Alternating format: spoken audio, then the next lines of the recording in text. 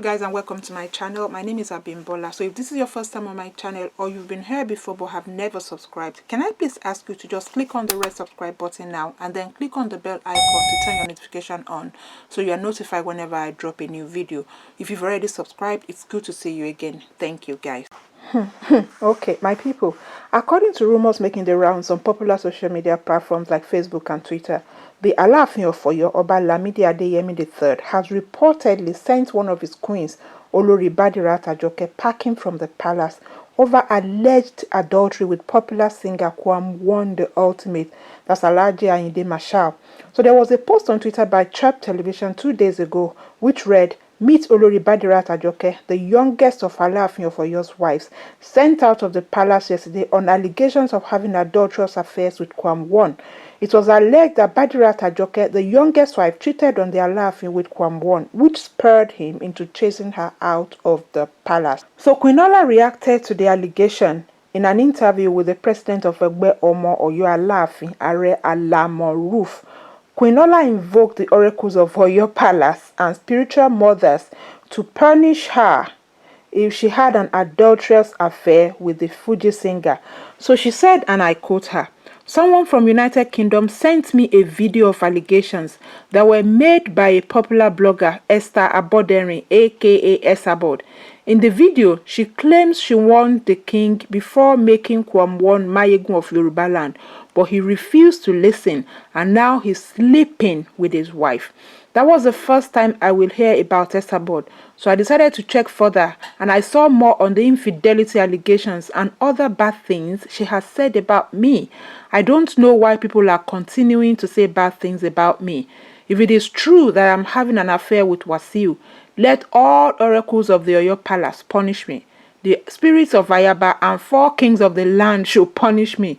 If otherwise, all these curses goes to Esabod and her children." So that was the queen's reaction. So guys, let's just pause there for a moment. So this whole story started from Madam Esther Abodering, or Esabod, also known as Yahweh. Esabod is actually based in Ireland. There's a lot of controversy when it comes to this woman. She has a lot of followers, and I won't be surprised if they start leaving horrible comments on this video, but she has a track record of making up stories to trend. Esabod has been in a brawl with a lady called Abike Jagaban on Facebook for a long time. I mean, if you watch their Facebook pages, they are always calling each other out and cursing each other. There was a time actually that they met in Lagos when Kwam invited them both in order to settle the quarrel between them. So Abike Jagaban is actually Kwam's goddaughter, and they appear to be very close. She calls him daddy.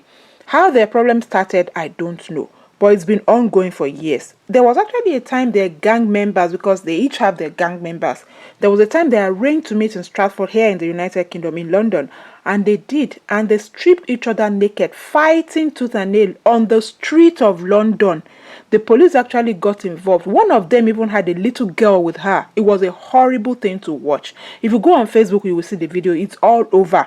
It was really terrible at that time. So my thinking is this: if the Olori is a friend of Abike Jagaban, which I'm not sure of, I'm just guessing, then Esabod may have gone for her because of that.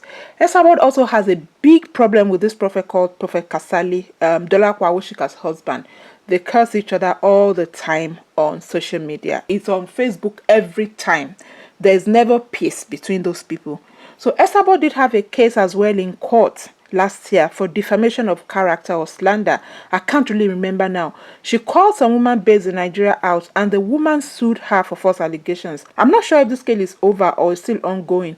So if truly this rumor started from Esabod, I will just take it with a pinch of salt. It is very likely to be a vendetta. So guys, let's carry on. Prior to this interview that Queen Ola granted, she shared screenshots of chats with some people that she has helped in the past, and these people were actually praying for her to be vindicated. They did say that she sent their children to school and asked God to intervene on her behalf. So the Fuji music legend King Ayinde Wasiu, aka Kwam, has reacted to these rumors of his alleged affair with Ajoke Adeyemi. In a statement released yesterday, Kwam said the allegation is a lie concocted from the pit of hell. He said that those behind the allegation were only bitter that the monarch conferred a revered chieftaincy title on him a while back. He hinted he will be seeking legal redress. So that's another legal redress against Esabod if she started the whole rumor. So let me read Kwam's statement to you. The attention of Fuji Maestro and Mayegun of Yorubaland, Alhaji Wasiu Ayinde Marshal, K1 the Ultimate, has been drawn to the rumor making the rounds in the past 48 hours on social media platforms, where it has been alleged that the music icon was having an affair with Olori Ajoke, one of the wives of Alayeluwa, the Alaafin of Oyo, His Imperial Majesty Oba Lamidi Adeyemi III.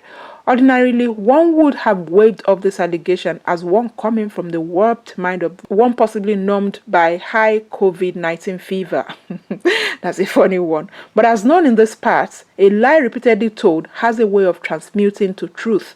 Let me categorically state that the rumor is lies concocted from the pit of hell by those whose aim is to drag to the mud the name of K1, the Ultimate, and ultimately that of the most revered kingdom in Yoruba land. These agents of Lucifer have continued in their warped delusions to see K1 go to the ground just for being conferred with the title of Mayegun of Yoruba land.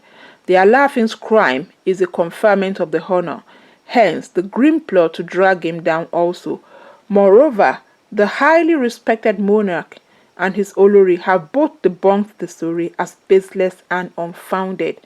For the records, as a Mayegun of Yoruba land, K1 is aware of the customs and traditions of the Yoruba and as such cannot put the culture and tradition of the Yoruba land to disrepute. Let me remind the rumor mongers that Nigeria has adequate laws to bring anyone who has embarked on character assassination of the innocent to book. The fans and the general public should be rest assured that we will legally seek redress for this allegation. Signed, Kunle Rashid, media advisor. So good luck to Kwam in the lawsuit. So following the blogger's news, true or false, someone close to the palace has revealed that the news of Alaafin sending Olori Badirat Ajoke packing was false, as the story has to do with palace politics.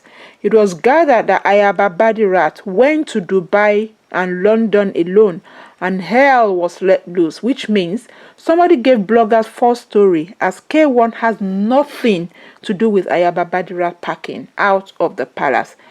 Badirat was said to have left the palace for her parents' house because of the gang up against her by the other 4 young Ayabas, but was never sent out by Kabiyesi Alaafin Adeyemi. That's what the source has said. So it was also said that K1 has never, for once, had any private discussion with the Queen.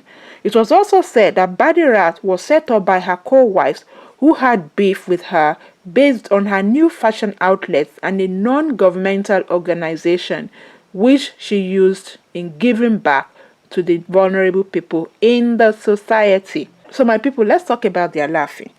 I wonder how many wives he has. I'm not really sure, but I know he has a lot of wives. And how this young lady ended up marrying an 80-year-old man. Even Regina Daniels married a 59-year-old man. People almost crucified her for that. I can't help but think of how they could have met. How did this man meet this young lady? And what attracted the lady to the man? Was it money or the royalty? Although, having said that, I know that tradition allows a king to say "Mogbese lie" when they see a woman they like. This used to happen a lot in the olden days, but I don't know if it is still practiced now in this generation. If I may recall though, I know a lady that the Alaafin did that to in Ife years ago, because I lived in Ife for a few years with my sister, and my sister's neighbor, who was a lecturer then in OAU, was married to this Alaafin's wife's sister. And I remember vividly that she was very pretty and fair and had this restaurant called the Jom or something like that then. So it was said then that the Alaafin saw her at a function and besele, and that was how she became his wife. Because then I was wondering, how could this have happened? How could somebody like this be married to the Alaafin? The Alaafin was still young then, but he had a lot of wives. And it just baffled me how a young and pretty lady like that was married to the man, because he was a lot older then. And this lady was educated. By that time, he already had a child for the Alaafin. For those of you who don't know what besele means, it is literally commandeering something you like. So a king can see a lady and commandeer her, and the lady would not have a choice. If this was the case of this young lady, this Olori Badirat, then I feel really sorry for her. But otherwise, I don't know what to say. She's too young to be the wife of the Alaafin. And wife number what exactly? The way these ladies queue up when they are going out with the king just amuses me. I mean, the way his wives queue up when they are going to a function with him, it amuses me. There was a time they came to London and all of them were with him. I just looked at them and I just thought, what is all this? Anyway, it's their choice, but I'm sorry. It just makes me laugh. If truly this lady is having an affair with someone, I will say the king should not be surprised because she's too young. She's a graduate and she's sharing a husband with a multitude of women. Now, but guys, come to think of it, did they not say that the oracle will kill any man that sleeps with the wife of a king? So how come Oloris have been accused of infidelity these days? Because I remember vividly that Olori Wuraola of Ile-Ife was also accused of infidelity before she left the Oni. Does the oracle not kill the men anymore? Or are the men too strong for the oracle? I'm just saying, so don't crucify me. With time, we will know exactly what has happened in the case of this Olori Badiras and Kwam 1. If the rumor started with Esabod, if the rumor is true, or if it's just a rumor, if it's a vendetta, if it's just that Esabod wants to punish her, probably because she has a relationship with Abike Jagaban, like I said, or not, I'm not sure. Or if Esabod's plan actually is to punish Kwam 1 himself. I'm not really sure what happened eventually when she went to Lagos with Abike Jagaban, because I remember that Abike Jagaban said she was the one that bought her ticket and she introduced her to a lot of people and they wined and dined with Kwam 1 and went to so many places together. So then I actually thought things were smooth between them, that everything had been settled. But I was surprised some months later, some months after they came back from Nigeria, to see some videos on social media from both of them, both Abike and Esabod, cursing each other again. So I'm not really sure what happened, how things went sour again, but it may be that Esabod wants to deal with Kwam 1 for whatever reason. And it may be that she wants to deal with this lady if this lady has a relationship with Abike Jagaban. I'm not sure. I'm just speculating. Alright guys, that's the gist about the youngest wife of the Alaafin and her alleged relationship with Alhaji Ayinde Marshal Kwam 1. Let's have a conversation in the comment section, please. Kindly share this video with others and subscribe to the channel, and I will see you soon.